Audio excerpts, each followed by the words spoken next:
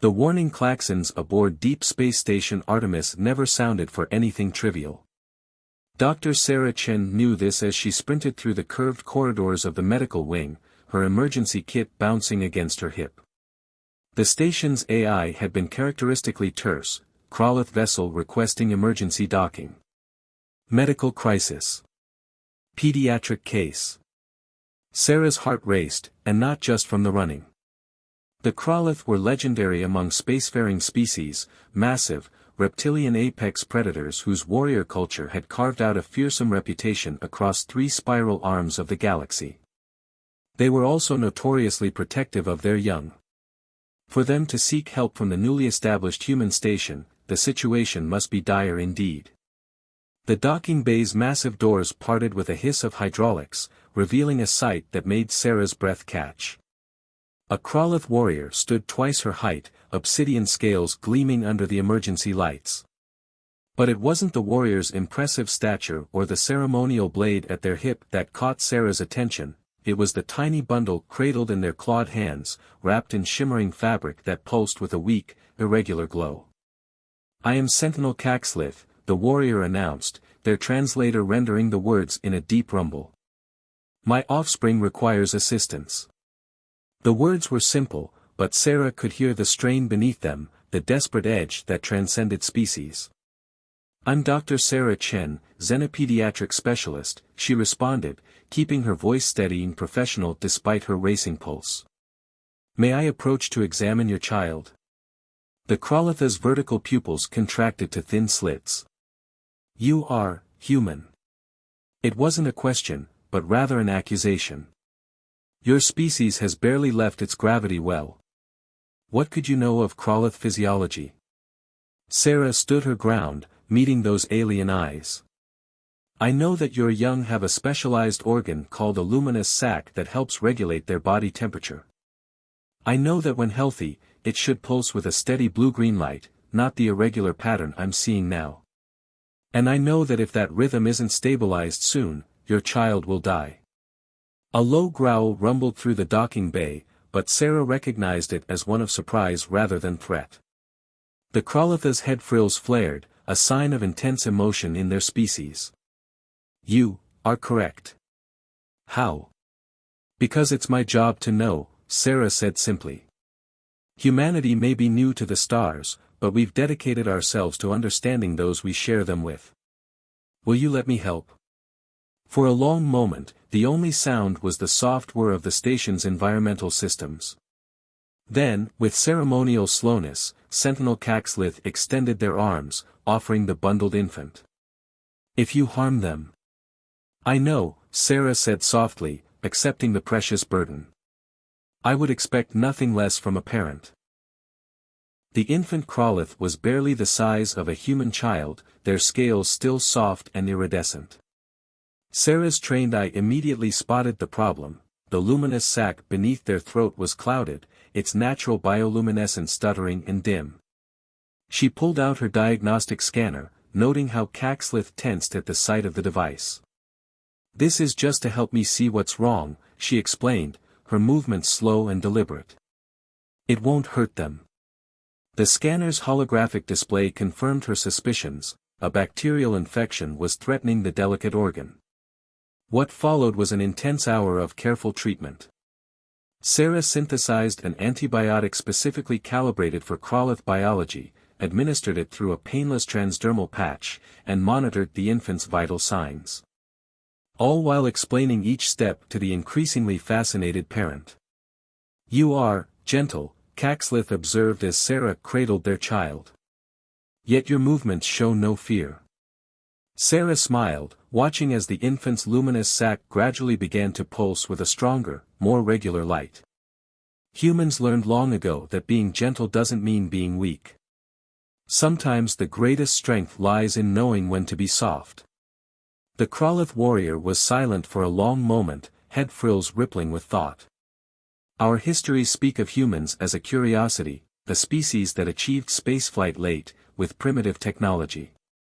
Yet in the few years since your arrival in the galactic community, you have established medical facilities that treat all species. You study our young.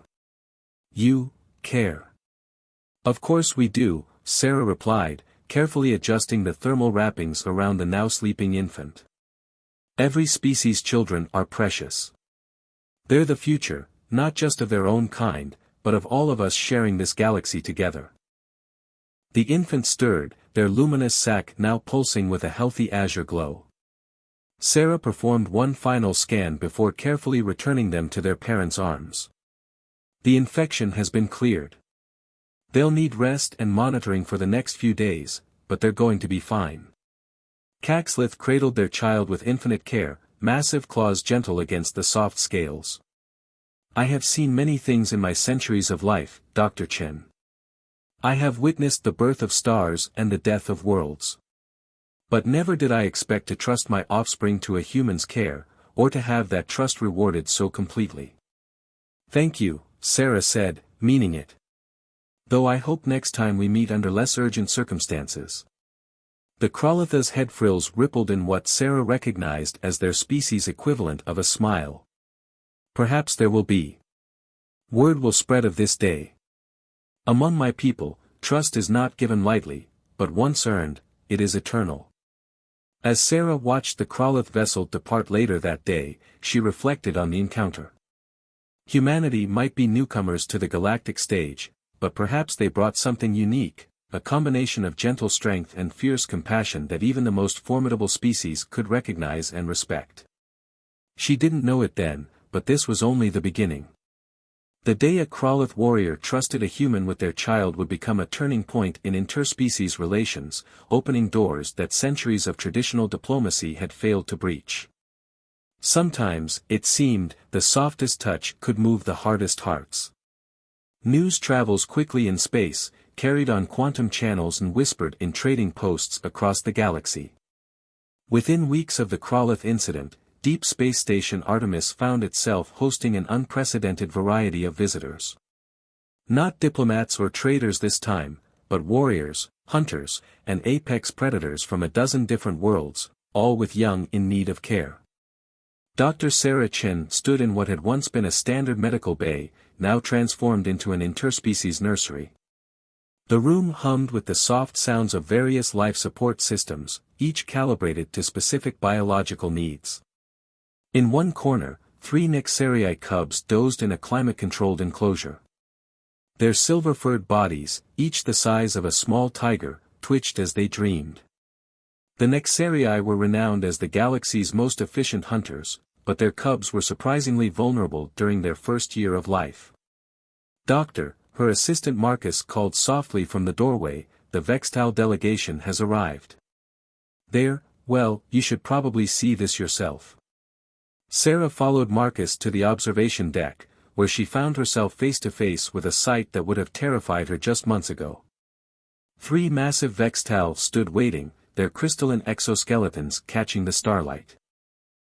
They were living weapons, evolved on a world of constant warfare, yet they carried their young with extraordinary delicacy in specialized pouches. We heard of how you treated the Kralith young one, the largest Vextal said, its voice resonating through specialized chambers in its thorax. Our colony ship was damaged by a solar flare. The breeding chambers are failing. We require assistance. Sarah approached slowly, noting how the Vextal's defensive spines remained flat, a sign of trust. May I examine the juveniles? The Vextal exchanged glances, their compound eyes shifting colors in silent communication. Then, with ceremonial precision, they extended their brood pouches. Inside each, dozens of tiny crystalline forms pulsed with diminishing light. The temperature regulation systems in our ship were damaged, one explained. Without proper thermal cycling, they will not complete metamorphosis. Sarah studied the readings on her scanner, her mind already racing through possible solutions. Marcus, remember that research paper about thermal resonance in crystal-based life forms? Get me the experimental chamber we were developing. What followed was a delicate dance of science and instinct. Sarah and her team adapted human incubator technology, incorporating elements that mimicked the precise temperature fluctuations of the Vextal home world.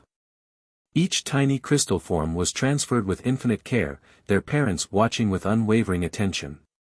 "You handle them as if they were your own," the Vextau leader observed, its voice carrying an unfamiliar harmonic that Sarah's translator identified as wonder. "In a way, they are," Sarah replied, adjusting the resonance frequency of the chamber.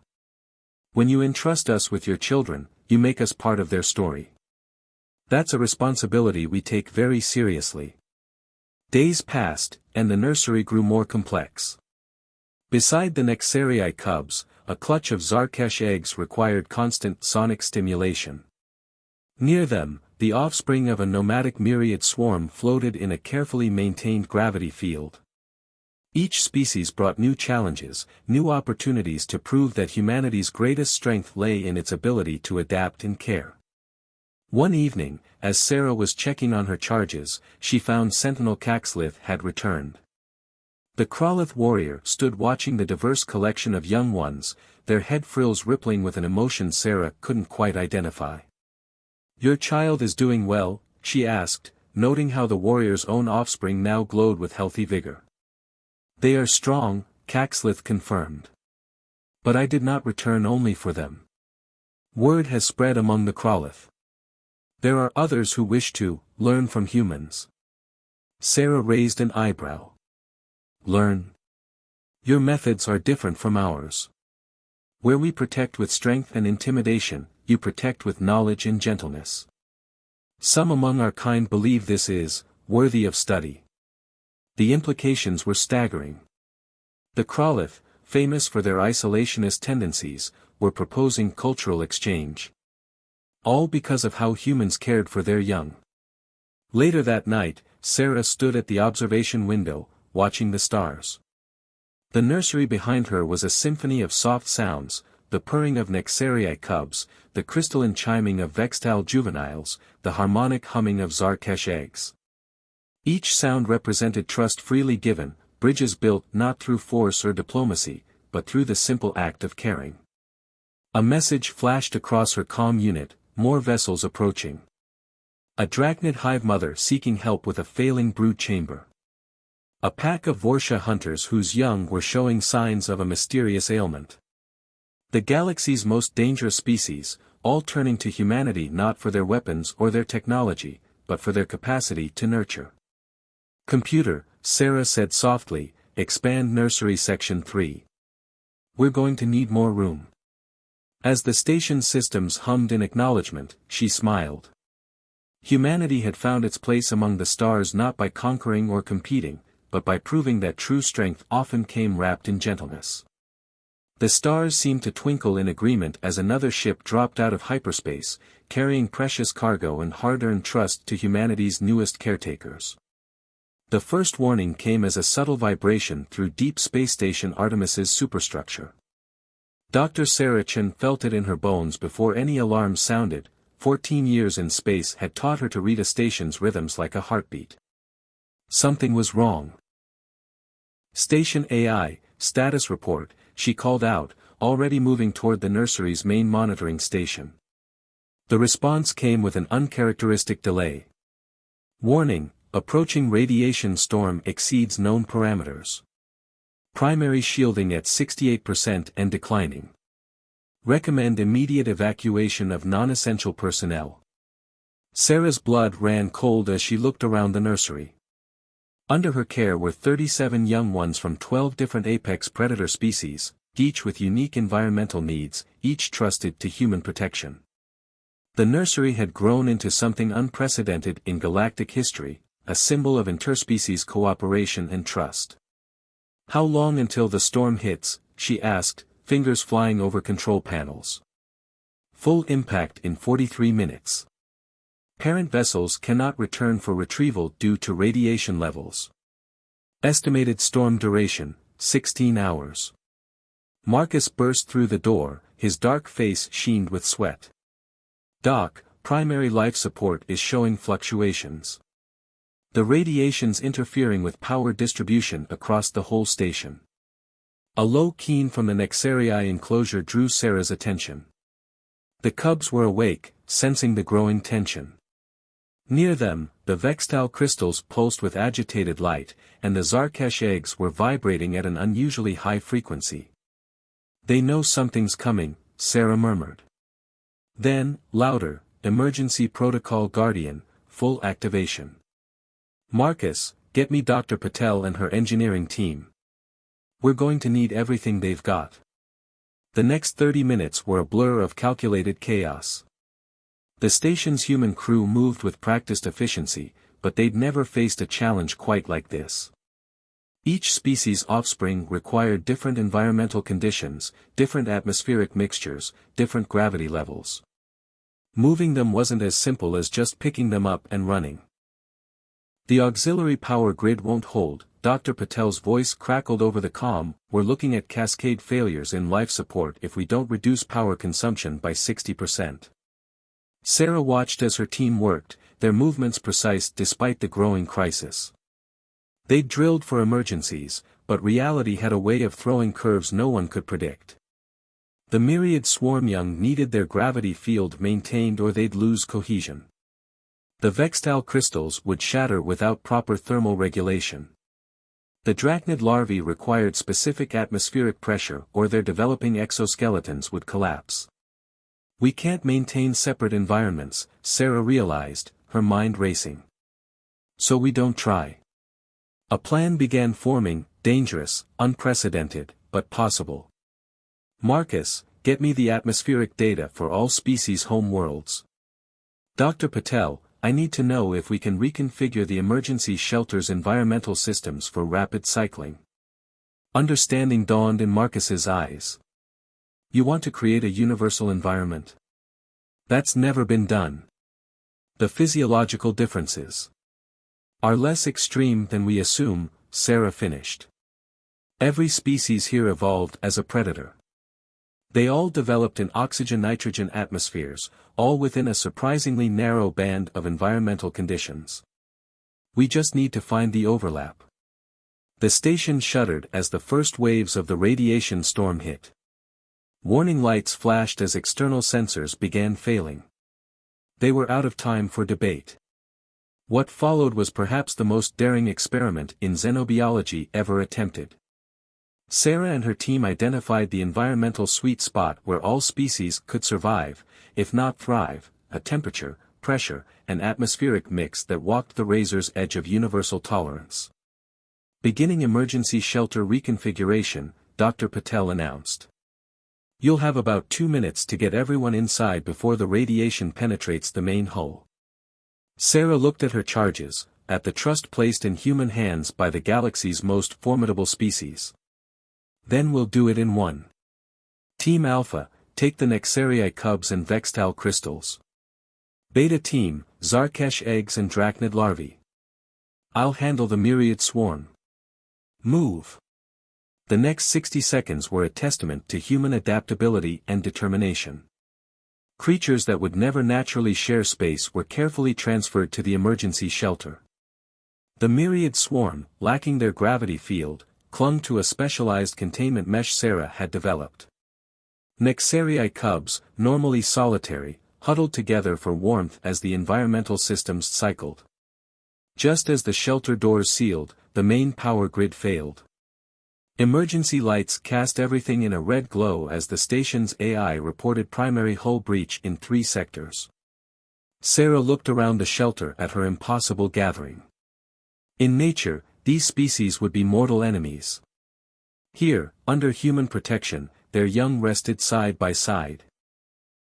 The Nexarii cubs had settled, their purring actually helping to calm the other species. The Vextal crystals pulsed in a synchronized pattern that seemed to stabilize the myriad swarm. "They're adapting," Marcus whispered, amazed. "Just like we did." Sarah nodded, checking readings on her tablet. "Life finds a way. Especially when we help it along." She activated her comm unit. "Message to all parent vessels, your young are safe. We've had to improvise, but they're protecting each other, just as we're protecting them." The responses came in various languages, translated by the AI, but they all carried the same emotion: gratitude, respect, and an even deeper trust in humanity's ability to safeguard their most precious treasures. As the radiation storm raged outside, Sarah watched over her unprecedented family, knowing that this crisis would become another chapter in humanity's growing legend among the stars. Not as conquerors or warriors, but as guardians who could be trusted with the very future of species that could tear them apart. The storm would pass, but its legacy would reshape galactic society forever. In the aftermath of the radiation storm, Deep Space Station Artemis hung wounded but unbowed in the void. Emergency lighting cast long shadows through corridors where repair crews worked tirelessly to restore systems. But in the makeshift sanctuary of the emergency shelter, something unprecedented was unfolding. Dr. Sarah Chen sat cross-legged on the floor, surrounded by the combined offspring of the galaxy's most dangerous species. The Nexarii cubs, normally solitary and aggressive, had formed a protective circle around the more vulnerable Vextal crystals. The myriad swarm young, adapting to their new environment, had created intricate patterns that seemed to suit the agitated drachnid larvae. They're learning from each other, Marcus observed quietly, reviewing readings on his tablet. These behaviors, they shouldn't be possible. These species are hardwired to be territorial, especially around their young. Sarah watched as a Nexarii cub gently nudged a dimming Vextal crystal, its purring resonating at exactly the frequency needed to stabilize the crystal's energy matrix. Maybe what we think of as hardwired is really just incomplete understanding. A sudden tremor ran through the station, and the emergency lights flickered ominously. Dr. Patel's voice crackled over the comm system, tight with concern. Primary power core is failing. We've got maybe 6 hours of life support left on backup systems. The young ones stirred uneasily, sensing the growing tension. Sarah stood, her mind racing through options. The radiation storm still made external rescue impossible, and the station's remaining power wouldn't last until it passed. Doctor, Marcus said hesitantly, there's something else. I've been analyzing the biological readings from our charges. This shared environment, the way they're interacting, it's changing them. At a cellular level. Sarah moved to his station, studying the data scrolling across his screen. What she saw made her breath catch. The various species weren't just tolerating each other, they were adapting, evolving in real time. The myriad swarm was producing new biochemical compounds that helped stabilize the drachnid larvae's exoskeletons. The Vextal crystals were emitting frequencies that strengthened the neural patterns of the Nexarii cubs. They're not just surviving together, she whispered. They're helping each other thrive. Another tremor, stronger this time. Warning klaxons blared as another section of the station lost pressure. Sarah made a decision. Marcus, get me a channel to all parent vessels, maximum encryption. She waited for his nod before continuing. This is Dr. Sarah Chen. What I'm about to tell you will sound impossible, but I need you to listen. Your children are not just surviving, they're evolving. They're developing abilities that could revolutionize our understanding of interspecies cooperation. She transmitted the biological data, knowing what she was asking. The most territorial species in known space were being asked to trust humans not just with their offspring's safety, but with overseeing an unprecedented evolutionary event. The responses came slowly at first, then in a flood. The Kralith were first, we trust the human judgment. Then the Nexarii, our cubs choose wisely. The Vextal's crystalline transmission patterns held notes of wonder, evolution through unity, perhaps we have all been blind. But trust wouldn't power life support or hold back the vacuum of space. As if reading her thoughts, a new voice cut through the comm channel, the distinctive harmonics of a myriad queen, the human speaks truth. We have tracked the biological changes in our swarm young. This must be protected. We are dispatching our flagship. Sarah frowned. The radiation levels will not affect our vessel. We evolved in the heart of a radiation storm, Doctor. Let us now protect those who have protected our young. Over the next hour, Sarah watched in amazement as the massive Myriad flagship extended its biomechanical shielding around the station.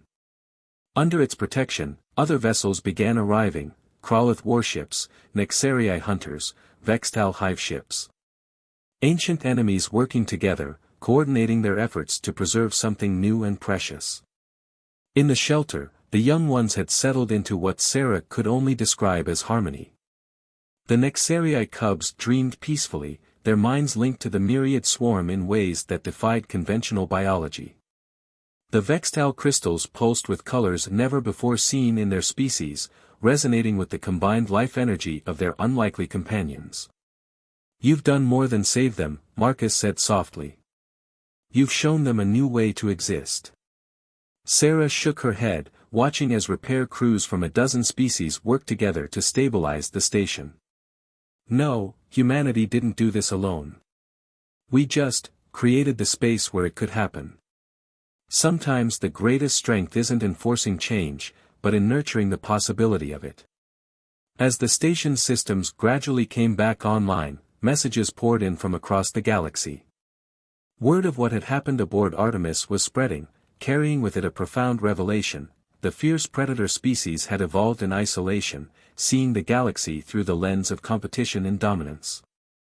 But their young, under human protection, had discovered something else: the power of cooperation, of mutual growth, of trust freely given and honored. The radiation storm continued to rage outside, but within the station's halls, a new future was taking shape. One where humanity's greatest contribution to the galaxy wasn't technology or warfare, but the simple, revolutionary act of showing that even the fiercest hearts could learn to beat in harmony. 5 years after the events aboard Deep Space Station Artemis, Dr. Sarah Chen stood in the observation dome of the newly constructed Interstellar Nursery Academy. The massive structure floated at the intersection of 6 major trade routes, its crystalline spires and bioorganic architecture a testament to the unprecedented cooperation between formerly hostile species. Below her, in the main atrium, a scene unfolded that would have been impossible just years ago. A young Krolith instructor, their head frills rippling with patience, demonstrated proper handling techniques to a mixed class of human and alien caregivers. Nearby, a Nexarii elder supervised as apprentices learned to interpret the subtle body language of various predator species young. Still hard to believe sometimes, isn't it? Marcus appeared beside her, now wearing the insignia of Chief Xenobiological Coordinator. That it all started with one sick Krolith cub. Sarah smiled, watching as a group of juvenile Vextal crystals played an intricate resonance game with myriad swarm young. The two species had developed a fascinating symbiotic relationship, their combined abilities now studied by xenobiologists across the galaxy. Administrator Chen, the station's AI, announced, "The Galactic Council delegation has arrived for the ceremony." Sarah straightened her uniform, touching the small medallion at her throat, a gift from the Krolith, marking her as a guardian of the future. The great hall was already filled when she arrived. Representatives from every major predator species sat together, their traditional rivalry replaced by a shared purpose. Sentinel Caxlith, now the Krolith ambassador for interspecies relations, stepped to the podium first. Their offspring, the one whose illness had started it all, stood proudly among the Academy's first graduating class. 5 cycles ago, Caxlith began, their translator rendering the words with perfect clarity, "We saw humans as curiosities. Soft creatures who achieved spaceflight late, whose technology was primitive by our standards. We were blind to their true strength." The ambassador's head frills rippled with emotion. "Humans taught us that power lies not just in the ability to destroy, but in the wisdom to nurture. They showed us that the fiercest predators can learn gentleness, that ancient enemies can become allies in protecting our shared future." A Nexarii Pride leader rose next, their silver fur gleaming under the hall's lights. The nursery crisis, as it came to be known, proved more than human ingenuity. It proved that evolution itself rewards cooperation over conflict. Our young, under human protection, developed abilities we never dreamed possible. They learned to see beyond the boundaries of species. Sarah listened as speaker after speaker shared stories of transformation. The Vextal spoke of how their crystal young, traditionally isolated in growing chambers, now thrived in communal nurseries. The Myriad Queen described how exposure to other species had enriched their swarm intelligence in unprecedented ways. When it was Sarah's turn to speak, she looked out over the assembled beings, former enemies united by trust in humanity's most distinctive quality, the ability to be fierce in protection yet gentle in care. "We didn't set out to change galactic society," she began. "We simply did what humans have always done, we saw those in need and offered help. We looked at the most dangerous creatures in known space and saw not threats to be contained, but lives to be nurtured." She gestured to the graduating class, where humans stood alongside young aliens who would become the next generation of caregivers. "This academy represents more than just a new approach to raising our young. It represents a fundamental shift in how we view strength. True power isn't measured by how much we can destroy, but by how much we can protect and nurture." The ceremony concluded with a tradition that had emerged from the nursery crisis. The graduates, human and alien alike, gathered in a circle. Together, they recited the Guardian's Oath, "With gentle hands and fierce hearts, we protect the future of all." Later, as the celebration continued, Sarah returned to the observation dome. A movement caught her eye. One of the Kraloth graduates was carefully handling a newly arrived clutch of Zarkesh eggs, their massive claws displaying the same delicate touch she had shown years ago. "You were right," Caxlith said, joining her at the window. "About everything. Our species spent millennia proving our strength through combat. It took humans to show us that the greatest strength lies in the ability to be gentle." Sarah watched the stars, thinking of how far they'd come and how far they might yet go. Perhaps that's why the fiercest predators trust us with their young. Not because we're powerful in traditional ways, but because we understand that true strength comes in many forms. Below them, the academy hummed with life and possibility. In nurseries across the station, the offspring of former enemies grew together, protected by beings who had mastered the art of gentle strength. The galaxy was changing, one small life at a time, guided by human hands that knew when to be soft and when to be strong. It wasn't the future anyone had predicted for humanity among the stars. They hadn't become the greatest warriors or built the most powerful weapons. Instead, they had achieved something far more remarkable. They had taught the galaxy's most dangerous species how to be gentle, and in doing so, had changed the course of civilization itself. As a new group of ships appeared on the horizon, bringing more young lives to be nurtured under human care, Sarah smiled. This was humanity's true legacy among the stars, not conquest or domination, but the simple, profound art of protecting and nurturing the future, one precious life at a time.